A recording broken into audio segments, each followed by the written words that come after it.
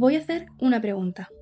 ¿Os imagináis ser zombies por unos minutos? Peter Porco, un hombre normal y corriente, muy querido en su vecindario, sufrió un ataque muy brutal y fue un zombie por unos minutos. Si queréis saber todo sobre este caso, quedaos a ver el vídeo. Hoy nos vamos a ir a Delmar, Nueva York, Estados Unidos, a un barrio residencial de gente muy trabajadora. Delmar es una zona tranquila y es una zona de clase media alta y está dentro del condado de Albany. Y lo más curioso es que es conocida por ser una zona de baja criminalidad. Lo que claro, choca un poco con este caso porque pasa allí. Y este caso sin duda impactará muchísimo en la comunidad. Una persona tiene su horario, su rutina diaria, pues te levantas, yo qué sé, a las 6:30, desayunas y te vas a trabajar.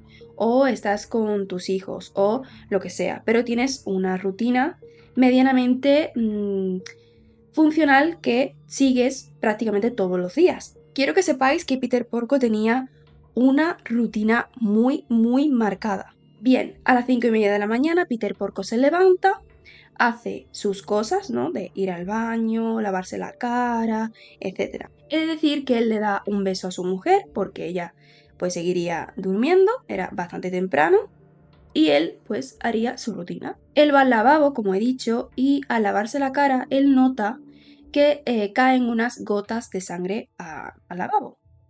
Pero como que no le da importancia y sigue con su rutina. Él lo que hacía era básicamente eso, bajar las escaleras, coger el periódico de fuera y volver a entrar en casa. Pero justamente cuando él cierra la puerta y va hacia la cocina para hacerse un café, en la puerta de la cocina se desploma. Y diréis, ¿qué ha pasado? Y es que resulta que Peter Porco moriría desangrado. Pero, ¿cómo es esto posible? Atentos porque según la autopsia oficial que le hicieron a Peter Porco, este moriría por múltiples heridas en la cabeza compatibles, atención, con un hacha. La causa de la muerte sería una hemorragia masiva provocada por un traumatismo cráneoencefálico severo.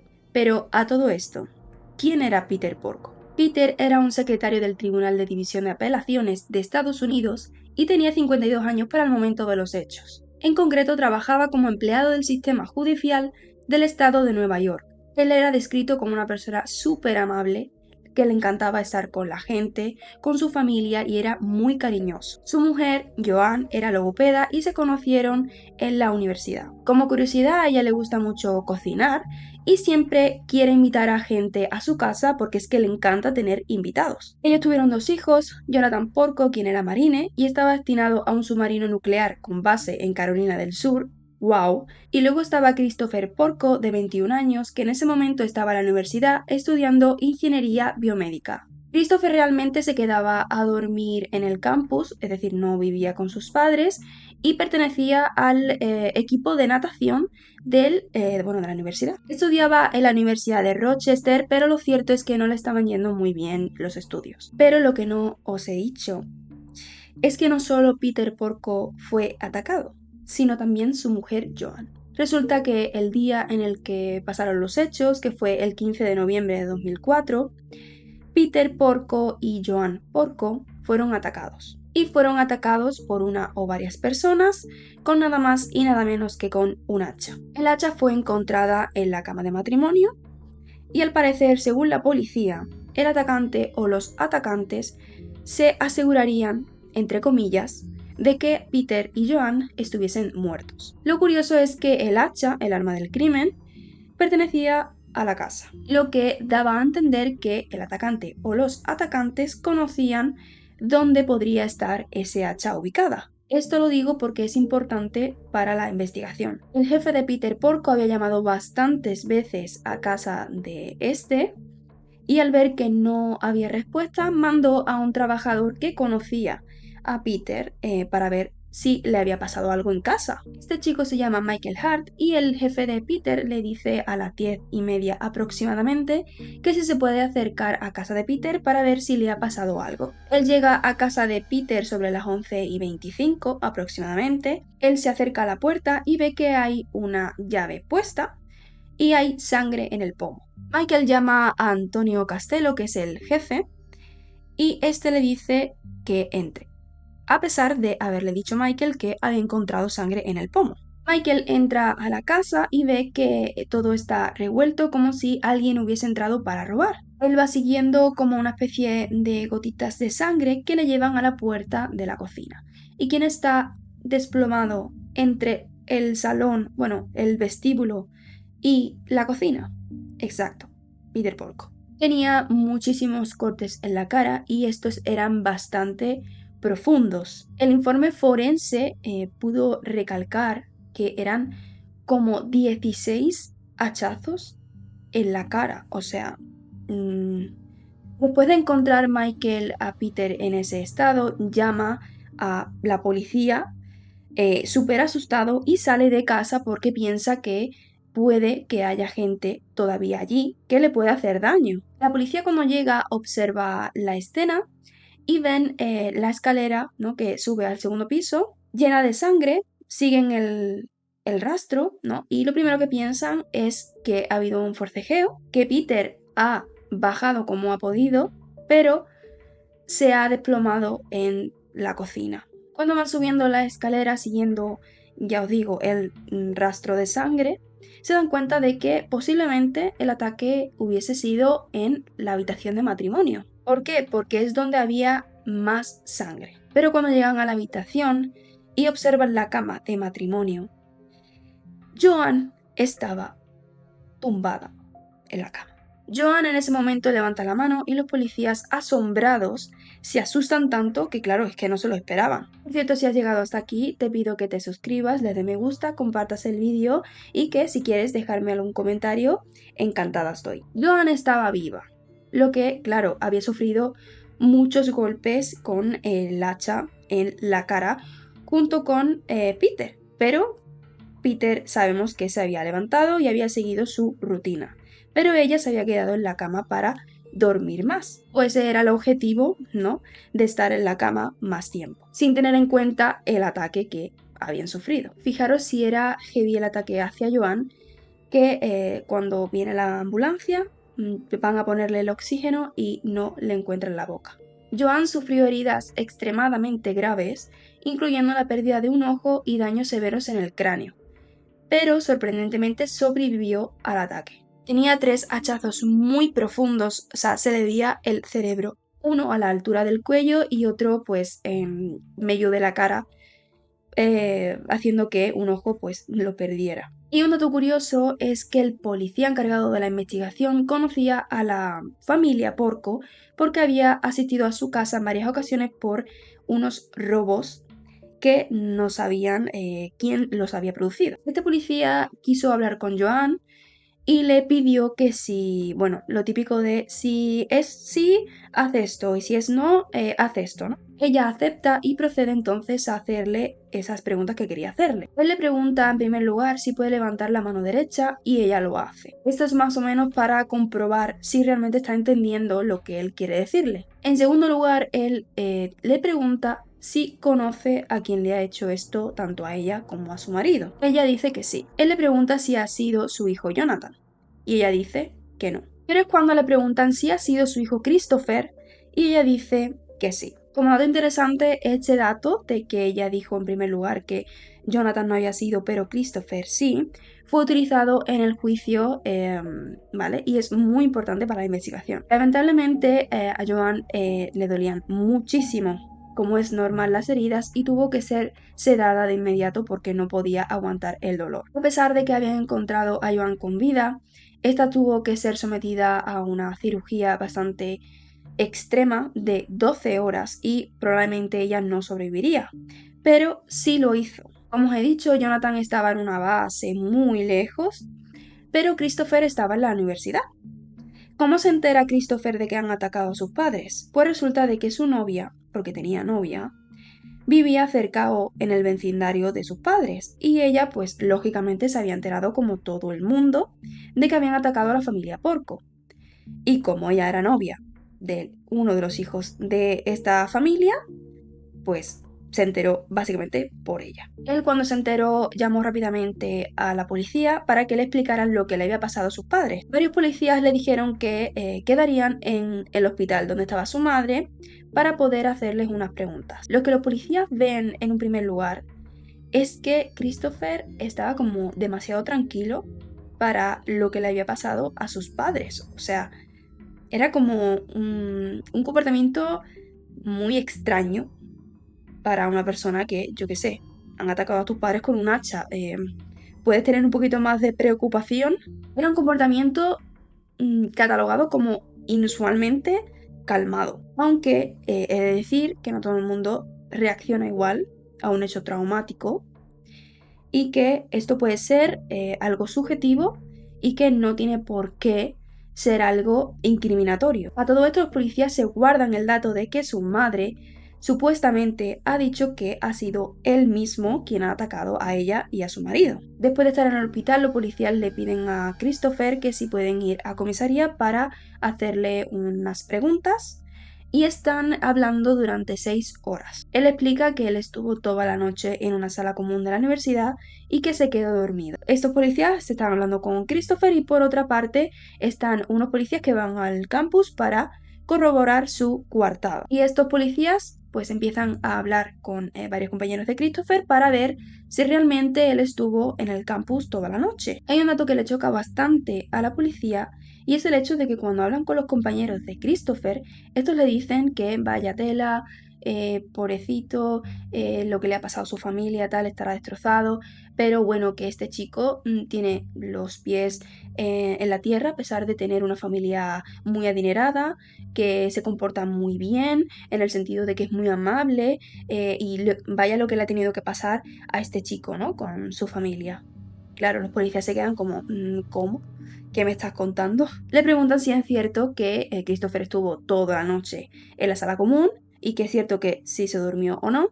Y ellos le dicen que sí, que estuvo durante la mañana y la tarde, pero por la noche no estaba. Por otro lado, tenían miedo la policía de que Joan muriese y no pudiese realmente decir lo que había pasado esa noche. Y claro, es que estaban viendo que la coartada de Christopher no se sostenía por ningún lado. Estaros atentos a este dato porque es bastante importante y a la vez impactante porque yo no lo sabía y es que resulta que es realmente lo que pasó. Según el informe de la autopsia de Peter, ponía que este se había despertado después del ataque porque aunque le partió la cabeza el hachazo, le afectó a la parte más externa del cerebro, es decir, el neocórtex. Y es que es la encargada de hablar, razonar, pero el paleocórtex estaba intacto y esta parte es la que se encarga de los hábitos. Esto es muy importante porque él tenía la rutina muy marcada y a pesar de tener básicamente la cabeza totalmente destrozada, él era capaz de levantarse, ir al baño, bajar las escaleras, abrir la puerta, coger el periódico, cerrar la puerta e ir hacia la cocina porque quería tomarse un café. Pero en ese impasse se empezó a encontrar bastante mal y es cuando se desplomó. Pero es que él no era consciente, pero sí. Es todo muy loco. Era como si su cerebro hiciese que él hiciera todo lo que hacía normalmente y le impidiese sentir dolor. Y todo esto de no sentir dolor era básicamente por el shock. Cuando analizaron el hacha no encontraron ninguna huella. Y claro, al analizar la escena del crimen y que hubiese como un intentado que pareciese un robo, no habían sustraído nada, y menos de valor. Afortunadamente la policía se enteró de que Joan había sobrevivido a la cirugía de 12 horas. Y claro, no cabían en su gozo. Había perdido un ojo, tenía la cara totalmente desfigurada, pero estaba viva. Y el policía que llevaba la investigación esperó a que ella pudiese recuperarse un poco para poder volver a hacerle preguntas sobre esa noche. Cuando el policía logra hablar con ella, lo que pasa es que, claro, a ver, habían atacado a Joan en la cabeza. Y en el momento en el que hablaron con ella cuando fue encontrada, y al preguntarle si había sido un hijo u otro, ella había dicho una información, pero cuando le repitieron lo que ella había dicho, ella dijo que no puede ser y que su hijo no ha podido ser quien ha atacado a sus propios padres. Esto dificulta a la hora de tener una línea de investigación sólida, porque lo que tienen que hacer los policías, aparte de tener una, es tener varias por si acaso una falla pues no es la correcta. Por parte de Peter, como él trabajaba en el Tribunal de Apelaciones, querían ver si había alguien que estaba descontento con su trabajo. El trabajo de Peter le permitía aceptar o no apelaciones de sentencias o cosas muy importantes que si él decía que no, podía tener problemas con la persona perjudicada. Pues resulta que había un hombre que había perdido la custodia de sus hijos porque Peter Porco había rechazado la apelación y él había amenazado de muerte a Peter. Pero investigaron a este hombre, investigaron su coartada y resulta que fue totalmente descartado. La policía analiza la alarma de la casa y fue desactivada a las 2:14 de la madrugada, por lo que el atacante o los atacantes sabían el código de la alarma para poder desactivarla. Y después se dieron cuenta de que el atacante apagaría la luz sobre las 5 de la mañana. No me preguntéis cómo sabe esto la policía. Analizan los ordenadores encontrados en la casa de Peter Porco y su mujer. Revisan emails, revisan el teléfono, revisan todo y hallan un correo mandado. Peter le había mandado a Christopher. A todo esto, Peter había recibido un mensaje del banco donde decía que habían retirado $31.000 y que la transacción se había hecho correctamente. Pero Peter no había sacado $31.000. ¿Quién lo había sacado? Su hijo Christopher. A ver, Peter lo que hacía básicamente es darle dinero a Christopher para gastos universitarios. Y estos gastos eran pues aproximadamente $2.000. Pero claro, es que no se dieron cuenta solo de que habían retirado $31.000, sino que había otro retiro de $25.000. O sea, una pasada. Y en ese correo se podía ver cómo Peter le pedía al banco que no le permitiesen a su hijo Christopher retirar nada más de dinero, o sea, nada, no le permitiesen tocar esa cuenta. Y que si volvía a hacer una retirada sin el permiso de Peter, pues tendría que denunciarlo a su propio hijo. Algo muy triste es que al ver esa cantidad ingente de dinero, los padres de Christopher pensaban que Christopher estaba metido pues en problemas de sustancias, ya sabéis, ilícitas, y querían en el fondo ayudarlo, porque era su hijo. Aquí hay un dato que yo no entiendo, no sé si es que es en Estados Unidos, pero o el tipo de seguro de vida, y es que al parecer el beneficiario de los seguros de vida, tanto de Joan como de Peter, solo era Christopher, y es que solo eran un hermano, o sea, de dos. Yo pensaba que si tienes dos hijos, mitad para uno y mitad para otro, ¿no? Pues en este caso era solo para un hermano. Y como dato, antes del ataque, Christopher había contactado con un inversor para que le llevara un dinero que próximamente iba a recibir. Por lo que la policía pensó rápidamente que el motivo de este crimen era totalmente monetario. La policía le pide al campus que si le pueden dar las grabaciones del 14 de noviembre del año 2005 y se ve en ellas que Christopher sale sobre las 10:30 de la noche con su Jeep amarillo. Importante este dato del Jeep amarillo. Hay un dispositivo que se llama AC que al pasar por una autopista básicamente te cobran directamente y no tienes que pararte y tal.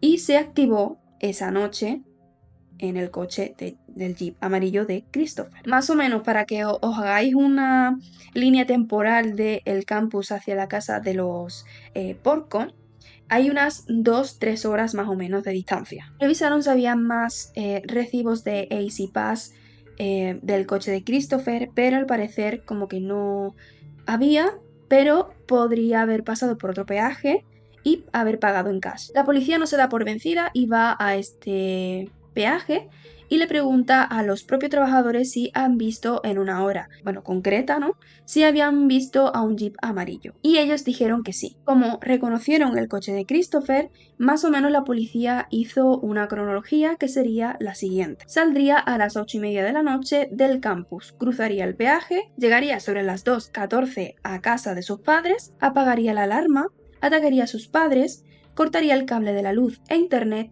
y volvería sobre las 8:30 de la mañana al campus. La policía examinó entonces este recorrido y pudieron ubicar a Christopher en su jeep amarillo en ese tiempo. Christopher fue finalmente detenido, pero es que lo más curioso es que su madre y sus amigos pagaron la fianza. Él se va a vivir con su madre y ella hace una carta que hace pública en la que dice que dejen de molestar a su familia, dejen de decir que ha sido Christopher y que encuentren al o a los atacantes de su marido y de ella. Es increíble lo que es el amor de una madre para con sus hijos, ¿eh? Todo esto para ver lo evidente que puede llegar a ser una cosa y no querer verlo porque es tu propia familia. Porque este caso fue realmente muy mediático y llegó a mucha gente